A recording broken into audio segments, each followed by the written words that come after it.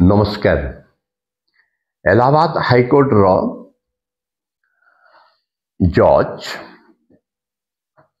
शेखर कुमार यादव विश्व हिंदू परिषद रो एक आलोचन रे फंक्शन तो कह जीवनी that was not a religious function गोटे यूनिफॉर्म सिविल कोड उपरे तांकर गोटे आलोचना पाई गोटे तांकर फंक्शन करथिले सेठिरे से जाइथिले भाषण दबा पाई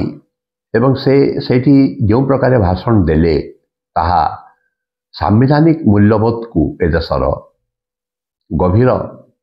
आघात पहुंचाउछि एवं समस्त सचेतन नागरिक मानकर मध्यरे एक प्रश्न उभरी आउछि जे ए देशर संविधान सुरक्षित तो ए देशर सेकुलारिज्म सुरक्षित तो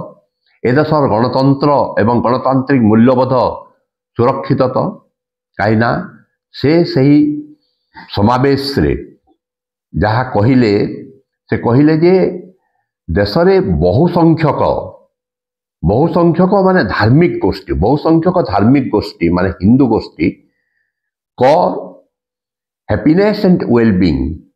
अनुसार जहा किसी भी नीति निष्पत्ति हेबो एवं बहुसंख्यक नीति निष्पत्ति जहा हेबो ताहा संख्यालघु संप्रदाय मानिबाकू बाध्य माने इनडायरेक्टली इट इम्प्लाइज दैट जे से गोटे बाइफर्केशन लाइन ड्र करदेले जे संख्यालघु माने होचंती सेकेंड क्लास सिटीजन आ से निर्दिष्ट भाव में मुस्लिम गोष्ठी को से मीन करिसंती काहेकि ना सेठी से मल्टीपल वाइफ्स रखिबार कथा कहिसंती हलाल र कथा कहिसंती ट्रिपल तलाक र कथा कहिसंती। So here a question pertinent question arises जे जदि गोटे हाईकोर्ट जज जे कि संविधान रो नारे शपथ ने कि आसीचंती जे संविधान रो विधि विधान को फॉलो करिके अनुसरण करिके से समस्त को समान भाव में निरपेक्ष भाव में न्याय प्रदान करिवे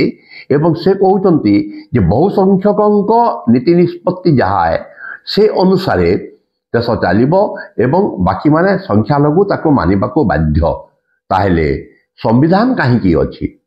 एवं संविधान से या द्वारा संविधान से अवमानना करिसंती कि नाही तांको विरुद्ध रे की एक्शन हेबा कथा आ एमती कहिबा द्वारा गोटे डिविसिव गोटे विभाजन से समाज भीतर सृष्टि करुछंती सेरा पुणी धार्मिक भित्ति रे। नेक्स्ट इंपोर्टेंट प्रश्न होची जे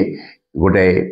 धार्मिक अनुष्ठान होची विश्व हिंदू परिषद जहाँकि affiliated to Bharatiya Janata party and राष्ट्रीय सेवक संघ एवं सेमानक पई काम करे एवं केवल हिंदू धर्म रो प्रचार प्रसार पई एवं स्पष्ट भाव में खोलाखोली भाव में संख्यालघु मुस्लिम एवं क्रिश्चियन मानक विरुद्ध रे विश्व हिंदू परिषद प्रचार करे या समस्ते जानिछंती आउ धर्म को वेपनाइजेशन करिकी गोटे अस्त्र करिकी समाज रे गोटे जो डिविजन जो सृष्टि करिबारे साहाय्य करे से बाबरी मस्जिद भंगा घटना हो पारे किंबा विभिन्न जगह से गोरक्षा रो नारे जहा किछि होउची विजिलेंट मोराल भी विजिलेंट पुलिस हिसाब रे मोराल पुलिस हिसाब रे विजिलेंटिज्म से सब जो होउची से सब रो से सम्मुख भाग में रही किंतु ये गोटे जज है कि प्रथम होची जे सेमती गोटे अनुष्ठान को से जीवा कथा कि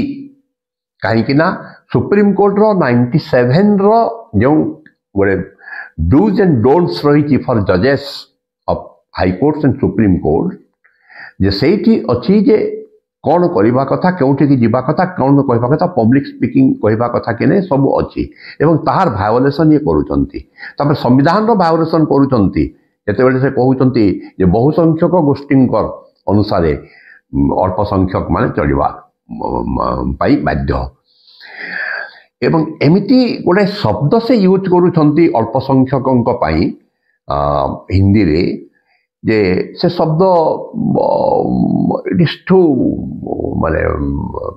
गोटे घृणावाचक शब्द जोटा मु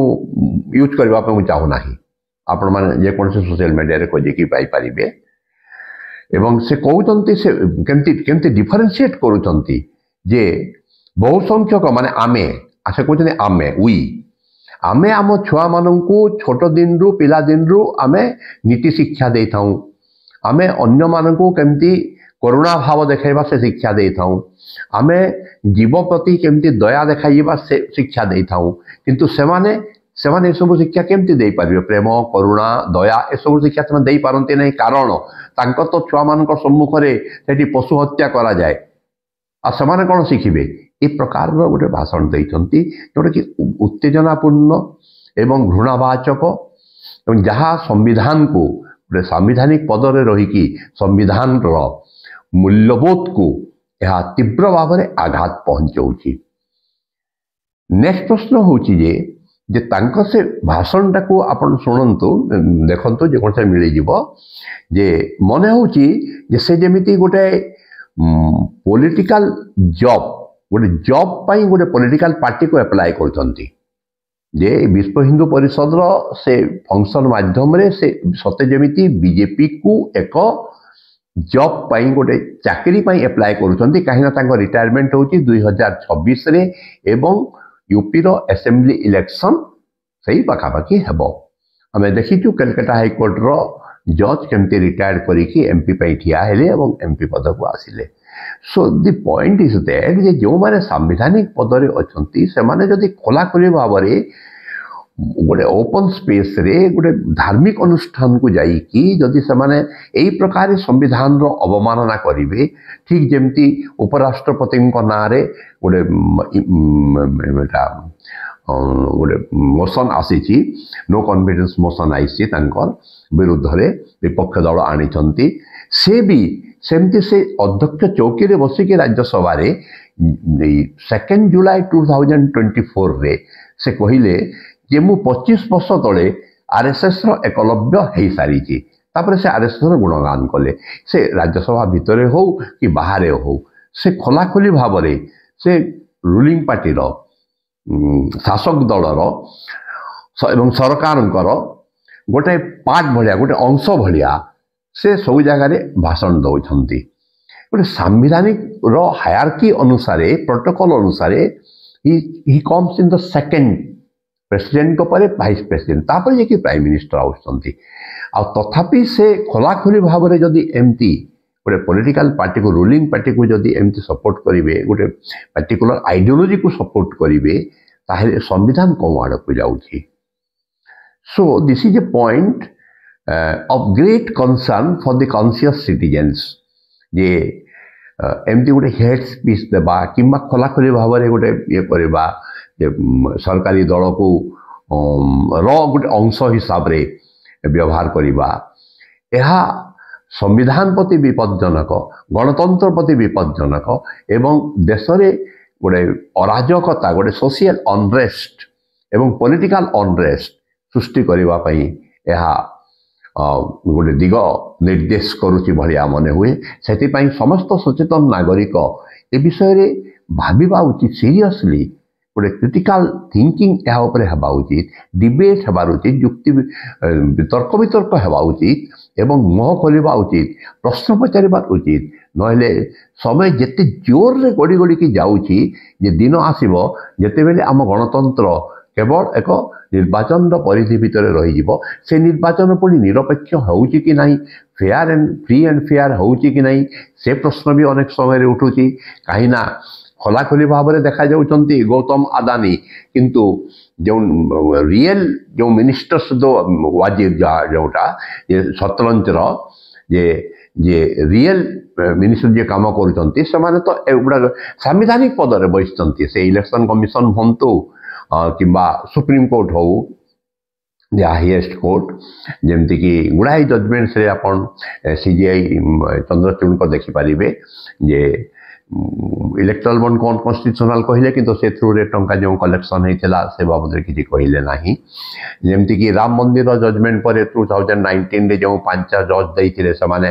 जजमेंट दे सारा ताज होटेल आसिक जमी सेलिब्रेट कले से भितर रंजन गोगोई राज्यसभा को नॉमिनेट हेले अब्दुल नजीर आंध्र प्रदेश गवर्नर हेले बोबड़े पुणी चीफ जस्टिस हेले चंद्रचूड़ चीफ जस्टिस हेले रंजन गोगोई ना यौन शोषण मामला आईता से कौन है जे कहीं जापारे ना तापरे खोलाखोली भाव में सीजे चंद्रचूड़ तांकर अवसर ग्रहण किसी दिन पूर्वर गोटे धार्मिक घरे गोटे प्राइवेटली गोटे धार्मिक परिवेश गणेश पूजा प्रधानमंत्री को डाकिले सहित पूजा कले this tells about the secular fabric and the constitutional morality of the country, and democratic values are eroding so rapidly by these acts. Those who are occupying the constitutional posts, ସେମାନେ ଯଦି ଏଇ ପ୍ରକାରର ଯଦି ଆଚରଣ ଯଦି କରିବେ ତାହେଲେ ଆଉ କିଏ କାହା ପାଖକୁ ତାହେଲେ କୌଣସି ଆପତ୍ତି ଅଭିଯୋଗ ନେଇକି ଯିବ ଯେ ଯେଉଁମାନେ କନଷ୍ଟିଟ୍ୟୁସନାଲ ପୋଷ୍ଟରେ ରହିଲେ ସେ ହେଉଛନ୍ତି ଇଡି ହଉ ସିବିଆଇ ହଉ ଇଲେକ୍ସନ କମିଶନ ହୁଅନ୍ତୁ ସୁପ୍ରିମକୋର୍ଟ ଜୁଡିସିଆରୀ ହଉ ଯଦି ସେମାନେ ଯଦି ଖୋଲାଖୋଲି ଭାବରେ ଯଦି ସରକାରୀ ଦଳର ଆମେ ଗୋଟେ ଅଂଶ ହିସାବରେ ଯଦି ବ୍ୟବହାର କରିବେ ତାହେଲେ ଏ ଦେଶରେ ଗଣତନ୍ତ୍ର ନାମ ମାତ୍ରକୁ ଖାଲି ରହିଯିବ। ସେଥିପାଇଁ ଏବେ ମୁହଁ ଖୋଲିବାର ସମୟ ଆସିଛି। ମୁହଁ ଖୋଲନ୍ତୁ, तर्क वितर्क करंतु या उपरे आउ प्रश्न पचारंतु एवं जो दरकार पड़ुछि ताहेले मूवमेंट करिवा पई आंदोलन करिवा पई ए सब विरुद्ध रे जेंति गणतंत्र सुरक्षित हेबो, कॉन्स्टिट्यूशन सुरक्षित हेबो, जो माने कॉन्स्टिट्यूशनल पद पदवी अछंती समान के जेंति सतर्क हेबे किंबा जो मानकर एफिलिएशन रहिछि रूलिंग पार्टी आइडियोलोजी प्रति केवल से संविधानिक पद पदवी बसाइवाई कि जो मैंने अछंती से पोस्ट रिटायरमेंट किसी संविधानिक पद पदवी पाइबापी जदि एमती कही चलिए ताहले आम एमती गोटे समय पहुँचवा जिते बड़े ना थी संविधान ना थी गणतंत्र नाम मात्र खाली गोटे गणतंत्र एवं संविधान बोलिकी आम कहूबा एवं एमती आम गोटे अराजकता सामाजिक एवं राजनैतिक अराजकता सृष्टि जहाँफल सोशियो पॉलिटिकल अनरेस्ट एवं टेंशन सृष्टि हेबो। So this is high time to open your mouth to give voice and to protest all these things. नमस्कार।